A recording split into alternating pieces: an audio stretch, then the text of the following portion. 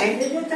ভগবান শ্রীকৃষ্ণ এবং সমস্ত সখারা একবার এখানে এসেছিলেন, একবার কেন গরু চড়ানোর জন্য আসতেন। তাই একবার এখানে সকালে এলেন, তারপর সমস্ত সখারা বললেন যে তাই আমাদের খুব খিদে পেয়েছে, আমরা কিছু সেবা করতে চাই। তখন ভগবান শ্রীকৃষ্ণ তিনি কি করলেন না, সমস্ত ফল ইত্যাদি নানান ধরনের ভোজ্য সেগুলোকে আহ্বান করলেন। পাশাপাশি গ্রাম থেকে দুধ ফল ইত্যাদি নানা সুন্দর সুন্দর খাদ্যদ্রব্য আপনা আপনি ভগবানের ইচ্ছা এখানে পৌঁছে গেল। পৌঁছে যাওয়ার পর এখানে সেই পাথরের উপরে সেই সমস্ত ভোজন দ্রব্যগুলো রেখে সকলে মিলে আনন্দে সেবা করেছিলেন।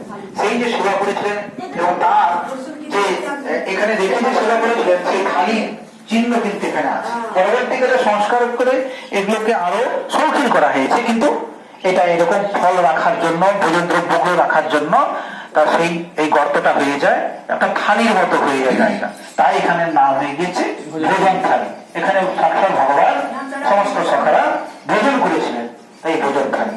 তো ভগবানের ভোজনের এই স্থান সুন্দর, আজও আমাদেরকে কৃপা করার জন্য আছেন। আপনারা সেই ভোজন থালি দর্শন করুন, প্রণাম করুন।